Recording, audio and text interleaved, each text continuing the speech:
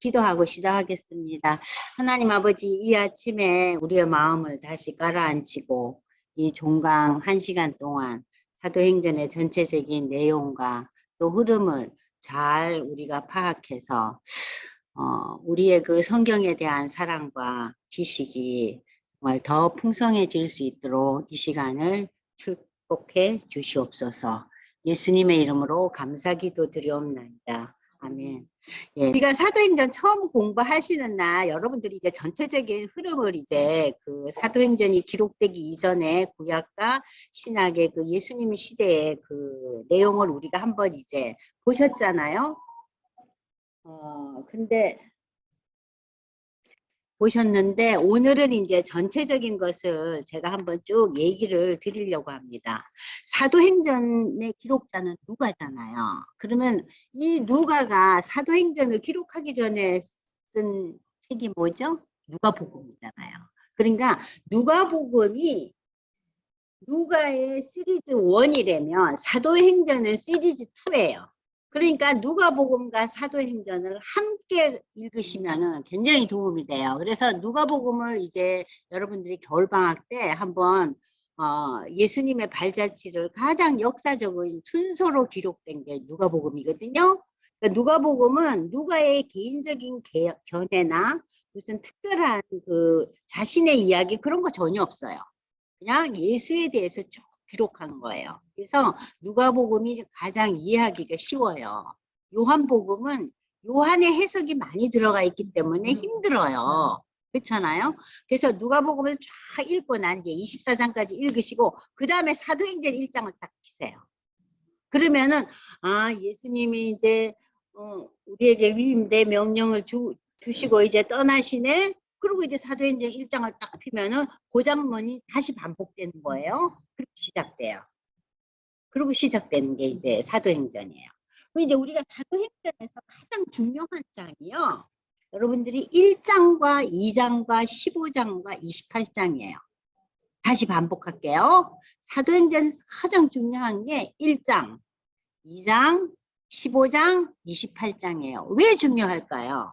1장은 이제 그 그레이 커미션이 나오잖아요. 내 증인이 되라는 거. 근데 그 증인이 되라는 이 말씀을 물론 마태복음에도 있잖아요. 28장에 있잖아요. 마가복음에도 16장 마지막 절에 있어요. 복음을 전하라고. 그리고 누가복음의 24장의 맨 마지막에 나온다 그랬잖아요. 그런데 사도행전은 이 마가와 누가와 마태가 예수님이 복음을 전하고 제자를 만들려는 그 마지막 유언과도 같은 그 전도 선교 위임 대명령을 그러니까는 사도행전에서 아주 확실하게 마무리를 짓는 그 구절이 사도행전 1장 8절이에요. 여러분들 다 암송하잖아요.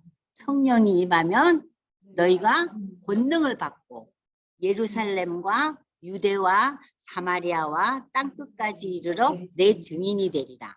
그것이 예수님의 위임 명령을 더 확실하게 마무리 짓는 말씀이에요.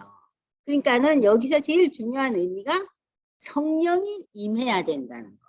성령이 임하지 않으면 우리는 예수를 전할 수도 없고 상대방이 예수를 받을 수도 없는 거예요. 그러니까는 내 인간적인 생각이나 내 개인적인 여러 가지 생각으로 복음은 전해질 수가 없는 거예요. 성령의 그 임함이 있어야지만 그 전도의 열매가 맺힌다는 거죠. 그게 아주 중요한 얘기예요. 그래서 사도행전 1장 8절이 사도행전 전체를 아우르는 말씀이에요. 그걸 이제 바탕으로 우리가 사도행전을 이제 여러분 읽으시면은 그 내용 중에서 참 특별한 내용이 뭐냐. 사도행전 제가 1장이 중요하다 그랬잖아요. 그 예수님이 그 지상 명령을 이렇게 1장 8절에 주시면서 성령이 임한다는 얘기를 하시고 그러고 난 뒤에 나오는 얘기가 뭡니까? 예수님이 승천하시는 장면이 나오잖아요. 그죠? 예수님의 승천. 예수님의 그 승천 장면을 이제 제자들이 굉장히 놀라기도 하고 의아스럽기도 하고 우리가 만약에 우리 친구 중에 누가 잘 지내는 친구가 하늘로 올라갔다 그러면 어떻겠어요? 다 놀라서 자빠지겠죠. 그죠? 굉장히 놀랍고 당혹스러운 상황 속에서 흰 옷 입은 두 사람 천사가 얘기를 해주죠. 그 얘기가 뭐예요? 너희가 본 그대로 누가 오신다? 그 승천하신 예수님이 오실 것이다. 자, 이 오실 것이라는 이 이야기는 무슨 내용입니까? 예수의 재림을 얘기하는 거예요. 그러니까 여러분들 참 중요한 게요. 여기서 보시면은요. 예수님이 우리에게 전도 명령을 주셨잖아요. 그리고 승천하시고, 그러고 난 뒤에 천사는 우리에게 무슨 말씀을 줘요? 너희 본 그대로 오시리라. 그러니까 우리는 사도행전 1장에서 전도의 명령을 받고, 그 다음에 우리에게 주시는 메시지가 예수의 재림에 대한 얘기가 나와요. 근데 우리가 평소에 이 재림의 내용에 대해서 우리가 굉장히 뭐라고 표현해야 되나? 별로 생각을 안 하고 살잖아요. 그죠? 거의 잊어버리고 살잖아요. 근데 이 예수님이 승천하실 때 그 말씀이 딱 붙어 있어요. 천사가 얘기해 주죠. 너희가 본 그대로 오시리라. 그걸 여러분들이 1장에서 잊으시면 안 돼요. 그리고 이제 뭐 그 12제자 결혼된 제자 중에서 한 사람을 또 뽑고 그런 건 이제 역사적인 기록이니까 제가 그냥 넘어갑니다. 그러면 이제 2장에 와서 이 오순절날에 이르렀다. 그러면 지금 예수님이 승천하시고 난 뒤에 일정 기간이 좀 며칠 지났어요. 그죠? 그러고서는 오순절날. 오순절이 무슨 날이에요? 6월절 50일째 되는 날이잖아요. 그러면 구약에서의 이 오순절의 의미는 율법을 받은 날이에요. 시내산에서.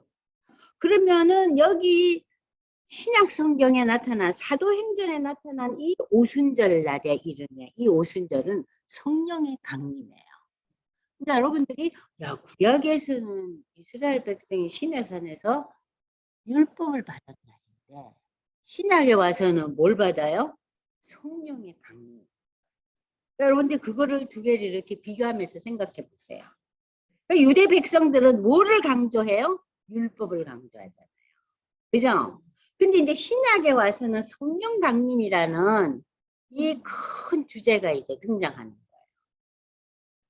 여기서 이제 성령 강림이 임해요. 그러면서 서로 다른 언어로 말하는데 서로 다 알아들어요. 그래서 제가 이때 무슨 얘기를 했어요?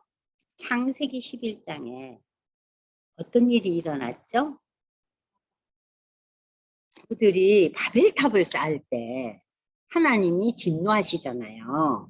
우리도 하나님처럼 저 하늘 꼭대기까지 올라가 볼까? 아니, 오늘날과 같은 기계 문명이 발달한 시절에도 우리가 층을 쌓아서 하늘로 어떻게 갑니까? 근데 오늘날 우리는 그거는 우리가 인정하는데 이때 사람들은 그걸 인정을 못하고 그러다 결국 무슨 벌을 받아요? 페널티가 서로가 얘기하는 언어를 알아듣지 못했다. 그래서 이제 민족이 분류되고 언어가 분류되는 일이 일어나는데 이 사도행전 2장의 오순절날 성령 강림 때 여기에 마가의 다락방에 모인 사람들이 기도하는 가운데 서로가 다 자기 말로 이 얘기를 다 알아듣는 거예요. 그러니까 역사적으로 이 사건은 1회로 끝나요. 다시는 일어나지 않았어요. 왜냐하면 다시 일어날 필요가 없죠. 성령이 강림해서 이렇게 놀랍게 하나가 됐다. 우리가 모두를 서로를 이해할 수 있고 알 수 있고 알아듣는다. 누구의 힘으로? 성령의 강림으로. 그러니까 여기에서 얘기하는 그 방언이라는 것과 고린도전서 12장에 방언의 은사를 받았다는 방언 구별하셔야 된다고 제가 굉장히 강조했잖아요. 전혀 다른 얘기입니다. 그것은 개인적인 하나님의 선물이에요. 이것은 성령 강림의 역사로 말미암아 한 덩어리가 되는 것을 상징적으로 나타나는 거예요. 이해되셨죠? 그래서 이제 2장에 이러한 중요한 성령 강림의 내용이 나와요. 이거 잊어버리시면 안 됩니다. 그리고 이제 이 성령 강림을 체험하면서 와, 누가 달라져요? 베드로가 확연히 달라집니다. 그러면서 설교를 하잖아요. 요엘서를 가지고. 근데 물론 유대인들은 구약에 대한 내용을 다 기본적으로 알고는 있지만 이 베드로는 어부예요. 그런데 어떻게 이 어부가 요엘서를 인용하면서 설교를 할 수 있어요? 이건 성령의 역사죠. 그죠? 그래서 이제 이 성령의 역사를 통해서 베드로가 오순절날 설교하는 이 내용이 굉장히 중요한 내용이에요.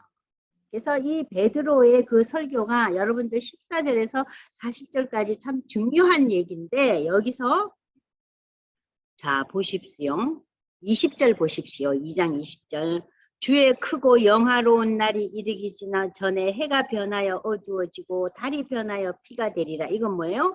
예수의 재림이 있기 전에 이 세상이 이렇게 아주 특별한 일들이 일어난다는 거예요. 지구상에. 그러나 그러한 그 변화와 하나님의 심판이 임한다 할지라도 21절 함께 읽어보세요.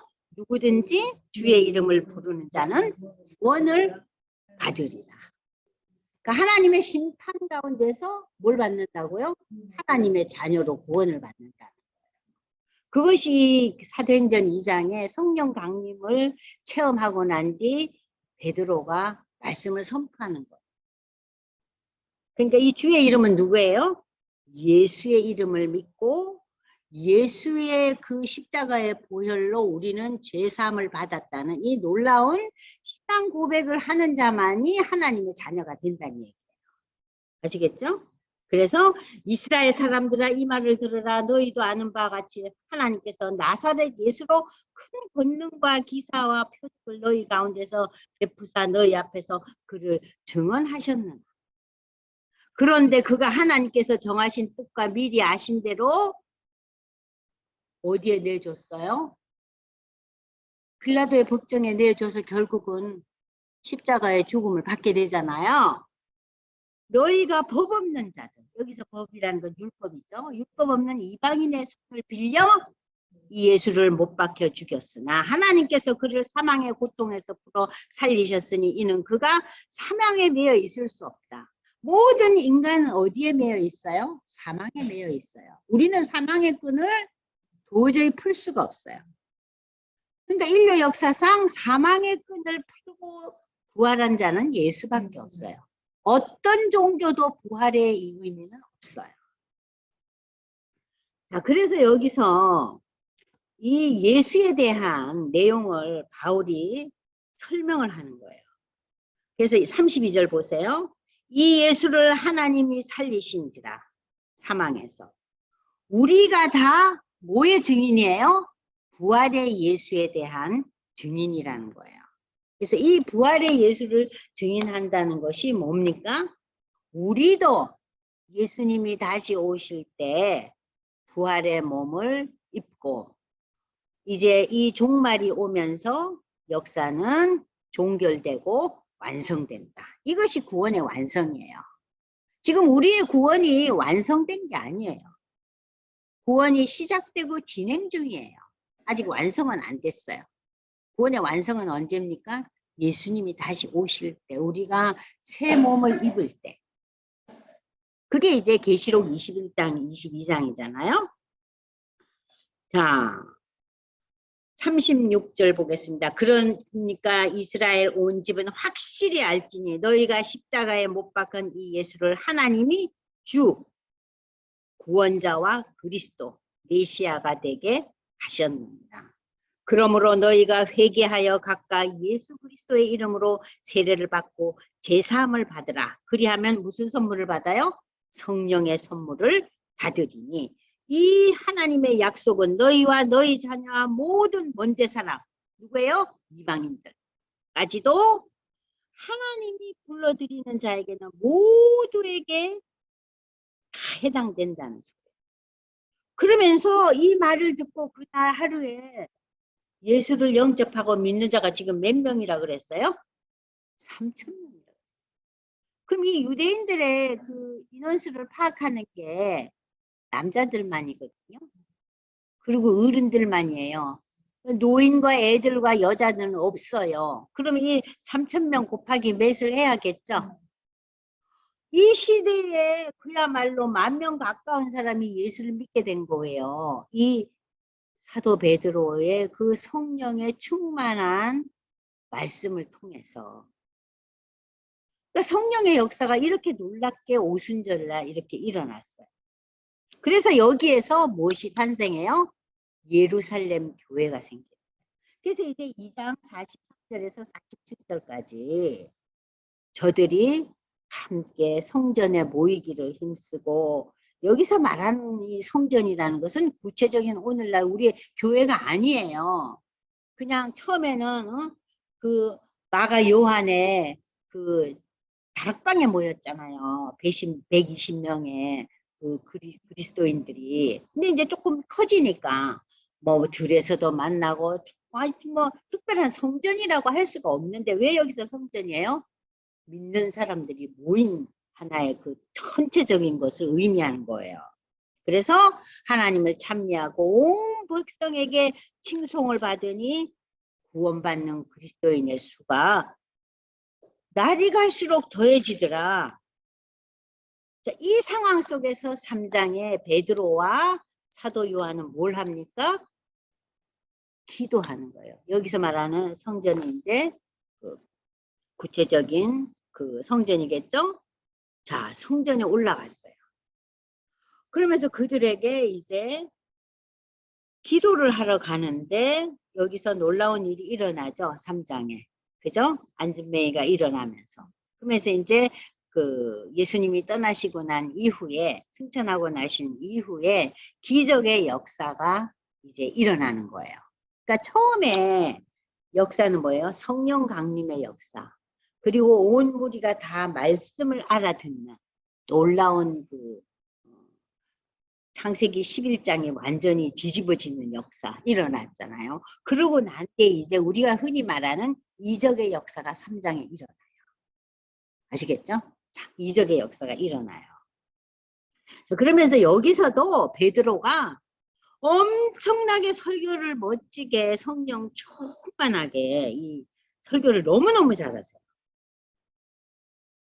13절 보세요. 이삭과 야곱과 아브라함의 하나님 곧 우리 조상의 하나님이 그의 종 예수를 영화롭게 하셨다. 너희가 그를 넘겨주고 빌라도가 놓아주기로 결의한 것을 너희가 그 앞에서 거부하였으니 너희는 거룩하고 의로운 이 예수를 거부하고 도리어 살인한 사람을 놓아주기를 구하여 뭘 죽였어요? 생명의 주를 죽였도다. 그러나 하나님이 죽은 자 가운데서 그를 살리셨으니 우리가 다시 또 얘기하죠. 이 일의 증인이다. 이 일의 증인. 그러니까는 사도행전은 계속해서 우리가 예수의 증인이라는 거, 그걸 계속 지금 반복하고 있어요. 자, 그러면서 19절 보세요. 너희가 회개하고 돌이켜 너희 죄 없이 함을 받아라. 이같이 되면 새롭게 되는 날이 주 앞으로부터 이를 것이요. 그래서 고린도전서에서 바울은 이거를 뭐라 그래요? 고린도후서와 새로운 피조물이 된다 그랬잖아요. 여기는 뭐라 그랬어요? 새롭게 되는. 그리스도 안에서 새로운 우리가 피조물을 미리 됐다는 거. 그리고 여러분들이 20절, 21절 다 굉장히 중요한 말씀들이에요. 그리고 이제 4장에 보면은 사도들이 백성들에게 이렇게 예수를 증거하고 예수를 믿으라고, 응? 구약에 예언된 메시아가 예수라고, 그 예수가 다시 오실 거라는 이 증거하는 말씀을 듣고 누가 지금 열받았어요? 성전 관리하는 자들, 사두개인들이 제일 싫어하는 게 부활의 얘기를 듣고 펄펄 뛰는 거예요. 왜냐? 제가 얘기했잖아요. 사두개인들은 현세를 중요한다 그랬죠. 그죠? 현실에서 누리고 쟁취하고 그런 삶에 연결이 되어 있는 사람들이니까 부활의 얘기를 듣기 싫어하고, 이 예수 믿는 사람들이 막 갑자기 수천 명씩 예수 믿으니까 지금 이 예루살렘이 지금 뒤집어지고 있는 거예요. 여기에 대해서 분노를 하는 거죠. 자, 그래서 이제 대제사장과 이런 사람들을 불러들여서 이게 도대체 무슨 일이냐 그랬더니 8절 보세요. 베드로가 성령이 충만하여 백성들의 관리들과 장로들아 하고 또 말씀을 전파합니다. 12절 보세요. 결론이 뭡니까? 인류 역사에 다른 이로서는 구원을 받을 수 없나니 천하 사람 중에 인간을 구원할 자는 오직 예수밖에 없다. 아까 우리가 2장에서도 읽었죠? 그죠? 누구든지 주의 이름을 부르는 자는 구원을 얻으리라. 2장 21절, 4장 12절. 어떤 누구도 인간을 죄악에서 구원하고 사망의 고리에서 풀 자는 없다는 얘기예요. 자, 이렇게 베드로와 요한이 담대하게 복음을 전할 뿐만 아니라 그들이 본래 구약을 공부하는 학자들도 아니고 공부를 한 사람들도 아닌데 어떻게 이렇게 구약을 인용하면서 이렇게 말씀을 증거하는가 다들 깜짝 놀라는 거예요. 그러니까 지금 우리가 그 3장에서 안진뱅이가 일어난 사건만이 이적이 아니에요. 성령을 체험한 이 어부 사도들이 놀라운 말씀을 증거하는 거예요. 그래서 이들이 다 하나님께 영광을 돌려요. 이것은 인간의 역사가 아니구나. 하나님 함께 하시는 성령의 역사구나. 자, 그러면서 이제 4장의 마지막에 이제 이 예루살렘 교회가 이제 점점 커져가면서 누가 등장하냐 하면요. 4장 마지막에 바나바가 등장해요. 바나바. 응? 바나바라는 사람의 처음 이름이 원래는 36절에 보면 요셉인데 이 사람이 가진 것이 많은 자였어요. 그래서 이 교회를 위해서 자기의 그 모든 것을 내놓고 하니까 사람들을 위로한다는 의미로 이름을 지어준 게 바나바예요. 교인들이 지어줬어요. 사람들을 위로하고 격려한다고 바나바라고. 그래서 이제 이 사람을 요셉이라고 안 부르고 이제 앞으로 사도행전에 뭐라고 나와요? 바나바라는 이름으로 나와요. 자, 그런데 이 바나바가 이렇게 자신의 가진 것을 다 내어서 교인들을 나누게 하고 어려운 사람을 돕고 하니까 칭찬이 자자하니까 아나니아와 삽비라가 셈이 났어요. 그 자기 밭을 팔아서 내놓잖아요. 근데 일부를 감추죠. 그죠? 자, 여기에서 우리가 무슨 내용을 보게 됩니까? 성령을 속이는 죄다, 이것이. 성령을 속인다. 왜냐면은 사도들 그 발 앞에다가 그걸 가져오잖아요. 사도들 발 앞에 가져오는데 일부를 그야말로 매겨놨잖아요. 받은 돈 중에서 일부 자기네들이 이제 가지고 지낼 돈은 이제 내려놓고 마치 다 내놓는 것처럼. 그래서 어떤 칭찬을 받고 싶었어요? 바나바처럼 교회에 큰 아주 그야말로 칭찬을 듣고 싶었던 거예요. 그래서 하나님께서는 여기에 대해서 뭐랍니까? 자, 이것은 사단의 역사라는 거예요. 교회가 부흥하는데 교회가 지금 엄청난 사람들이 모여들고 있잖아요. 그죠? 그러니까는 이 교회를 위해서 헌신한 사람에 대해서 셈이 나는 거예요. 그래서 자기가 가진 것은 떼어놓고 바치니까 이 두 부부가 하루 만에 다 죽죠. 그죠? 그러면 이러한 일을 이제 경험하게 되면 교회가 은혜도 되지만 참 이렇게 놀라운 일이잖아요. 야, 하나님 무섭네. 큰일 나겠다. 예수 믿다가 무슨 거짓말 한번 했다가 우리는 완전히 회초리로 맞는 게 아니라 초죽음이네. 우리가 움츠려들 수 있잖아요. 그러니까는 이 아나니아와 삽비라의 사건은 사단의 역사라는 거. 교회를 흔드는. 저들은 고의적인 위선을 저질렀잖아요. 칭찬받기 위해서. 그죠? 헌신하고 어려운 예루살렘 교회가 지금 막 커가고 있는데 여러 가지가 많이 필요할 거 아니에요? 거기에 대해서 자기네들이 헌신하는 마음보다는 바나바처럼 자기들도 인정받고 아주 멋진 인물이 되고 싶어서. 그래서 이것을 가리켜서 성령을 속이고 성령을 거역하고 성령을 모욕하는 죄악이기 때문에 하나님께서는 하루새 이 두 부부를 다 데려가 버리시고. 무섭죠? 그죠? 저는 이 처음 성경 읽을 때, 이 본문 읽을 때 좀 마음이 그렇대요. 그래서 이 5장 11절 보세요.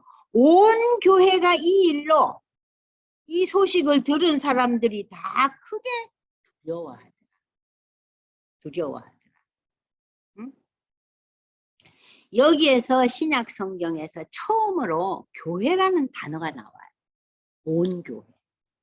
예루살렘 교회가 두려웠다. 그러니까 신앙이라는 것은요. 뭐 은혜롭고 하나님의 사랑과 또 그 하나님이 우리에게 주시는 여러 가지에 대해서 감사하고 이러한 은혜에 대한 감사와 감격과 기쁨 이런 것만이 신앙이 아니죠. 때로는 신앙의 이면에는 뭐가 있어요? 하나님을 경외하는 마음에는 두려움과 근신하는 마음과 자기를 돌아보는 마음과 자기를 회개하는 마음 그 두 가지 측면이 함께 공존해야지 신앙이에요. 아니 나는 이제 예수 믿어 너무 기뻐. 나는 평안해. 내가 이런 문제가 있지만 하나님께서 결국 가장 선한 길로 인도하시지 않겠나. 그래서 나는 걱정이 없어. 그러한 그 신앙의 태도만을 갖고 있게 되면은요. 신앙이 너무 형통주의, 무사안일주의로 빠져버려요. 그러니까 신앙의 한 측면은 어때요? 이렇게 원하지만 하나님이 원하시지 않으면 일이 이루어지지 않을 수도 있어. 그러면은 이루어지지 않을 때 내가 낭망치 않고 하나님이 원하시는 또 다른 방법을 주세요 하고 기도할 수 있는 힘을 달라. 그죠? 그거는 무사안일주의나 형통주의가 아니잖아요.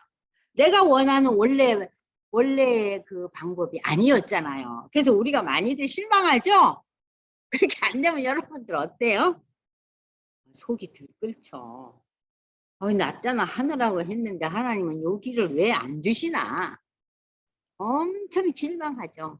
근데 여기서 한 단계 일어서면서 하나님을 바라보면서 이 길이 아닌 또 다른 길이 있구나. 그게 어려운 길이라 해도. 그죠?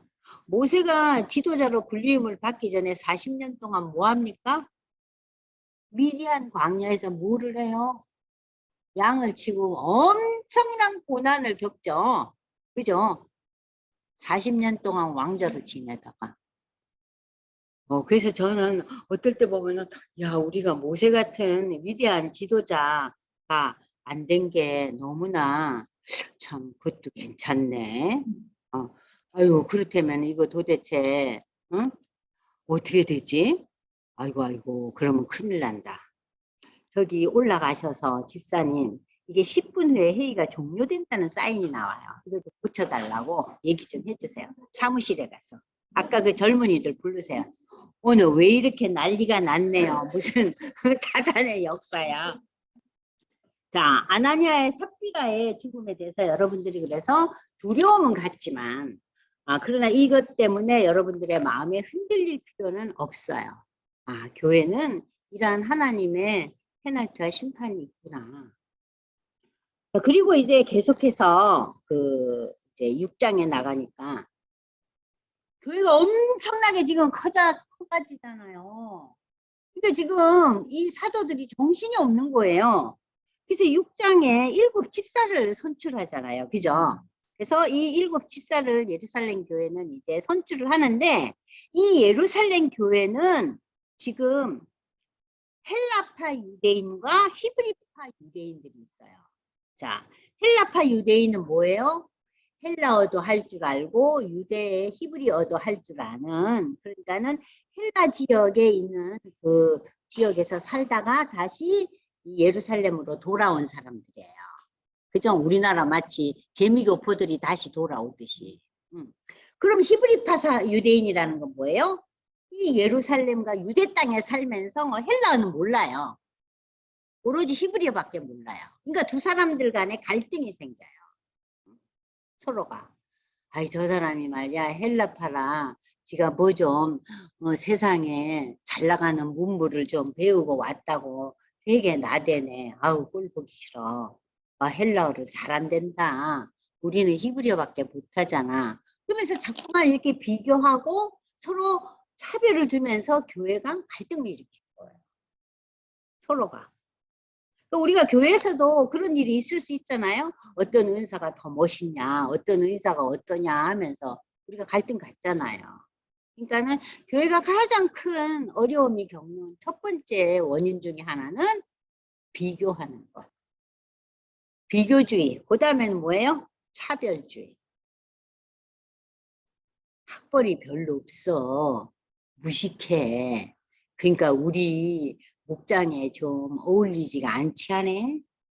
이러면서 차별을 두는 거. 이것이 교회에서의 가장 큰 문제예요. 차별과 비교주의. 그러니까는 지금 이 예루살렘 교회도 그런 게 조금씩 이제 생기기 시작하는 거예요. 그래서 헬라파냐, 히브리파냐. 그러면서 서로가 이제 갈등이 생기는 거예요. 근데 이 헬라파 그 유대인들 중에 스데반이라는 사람이 집사가 됐는데 이 스데반이 아주 지혜롭고 헬라어도 물론 잘하죠. 그런데 이 스데반이 이제 외국서 살다가 이제 자기가 이제 나이들 저기 예루살렘으로 돌아왔는데 이 예루살렘에서 예수를 믿게 된 거예요. 와가지고.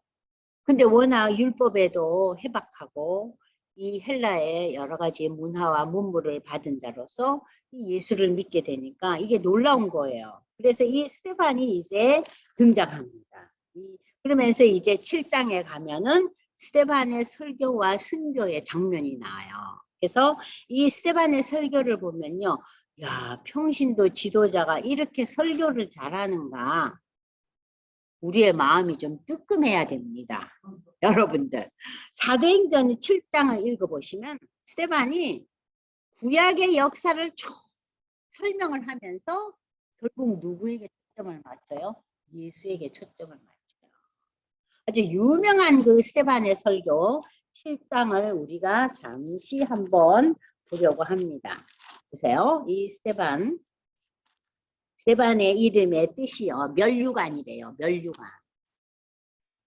진짜 면류관을 받았을 것 같아요. 나중에. 예? 자, 여기 보시면은 이 스데반의 설교가 엄청 길어요. 10장에. 여러분들.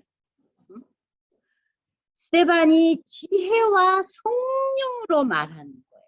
10절에. 그래서 그 유대 지도자들이 스데반의 그 놀라운 지혜와 성령의 충만함으로 스데반을 이길 자가 없는 거예요. 그래서 이 스데반이 지금 예루살렘 교회에서 활약을 할 때 거기를 맴돌면서 주시한 인물이 누구예요? 바울이에요. 근데 바울은 이 시대에 엄청난 율법학자에 아주 그야말로 여러 가지를 겸비한 그러한 사람이었잖아요. 그런데 이 바울이 스데반을 못 당하는 거예요. 왜 그래요? 배운 건 바울이 더 많죠.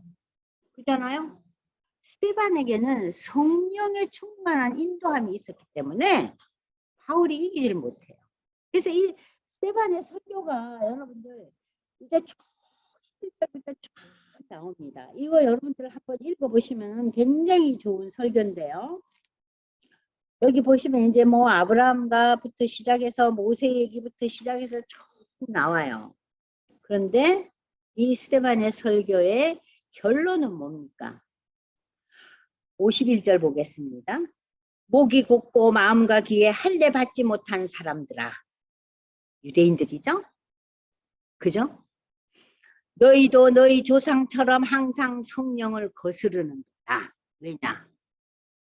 메시아로 오신 예수를 거부했잖아요. 항상 성령을 거스르네. 너희 조상들이 선지자들 중 누구를 박해하지 아니하냐. 엄청 박해했잖아요. 예레미야, 이사야 뭐 그죠? 선지자들. 의인이 오시리라 예고한 메시아 예수 의인이 오시리라고 예고한 그 선지자들을 그들은 죽였고 이제 오늘날 너희 유대인들은 뭐했냐? 그 의인 예수를 잡고 살인하지 않았느냐? 이렇게 지금 스데반이 설교를 하는 거예요. 너희는 천사가 전한 율법을 받고도 율법을 옛날에 받았잖아요. 시내산에서. 받고도 그 율법을 너희가 제대로 잘 지켰냐? 율법은 뭐냐? 율법은 인간은 다 지킬 수가 없어요. 율법은 우리의 교육 지침이고 인도의 지침일 뿐이에요. 그래서 하나님께서 이스라엘 백성들이 이제 새로운 땅으로 들어가잖아요. 가나안으로. 가나안의 문화가 어떤 문화예요? 우상 문화잖아요. 우상 문화인 가나안에 들어가서 하나님의 백성으로 제대로 살아라 하는 교육 지침이 율법이에요. 율법은 구원을 제시하는 게 아니에요. 이해되시죠? 지금 그 얘기를 하는 거예요. 그들이 이 말을 듣고 누구예요? 유대인들이. 유대 지도자들이 마음에 찔려 그를 향하여 이를 갈거늘 스데반이 성령 충만하여 하늘을 우르르 주목하여 하나님의 영광과 예수께서 하나님 우편에 서신 것을 보고 말하되 하늘이 열리고 인자가 하나님 우편에 서신 것을 보노라 이렇게 말을 해요. 그러니까는 이 유대의 지도자들이 소리 지르고 귀를 막고 일제히 그에게 달려들어 돌로 쳐 죽였어요. 그 옆에 누가 있었어요? 바울이 있었어요. 그런데 이 스데반은 죽기 전에 무슨 기도를 합니까? 예수님의 기도처럼 해요. 이 죄를 그들에게 돌리지 마소서. 이 말을 하고 자니라. 자, 여기서 제가 설명했죠. 예수 믿고 죽은 자 어떻게 돼요? 잔다. 잔대요. 응? 죽은 게 아니에요. 왜냐? 사망 권세가 그를 이길 수 없다. 그래서 잔다고 표현했어요. 그래서 이제 우리 가족 중에 누가 돌아가시면은 예수 안에서 다 일어나실 거야. 주무셔 지금. 영면하셔. 그래서 영면이라는 단어가 나온 거예요. 주무신다고. 죽었다는 표현을 안 하는 거죠. 그러면서 이제 이 스테반은 정말 잠깐 이 예루살렘 교회에 정말 획기적인 인물로 등장했지만 순교하면서 사라집니다. 그래서 기독교 역사상 최초의 순교자는 사도가 아니라 평신도 집사였어요. 그죠? 그리고 이제 8장에 와서 이제 박해가 점점 이제 심해지고 이제 이 예루살렘에 있는 교회는 어려움이 넘치니까 다들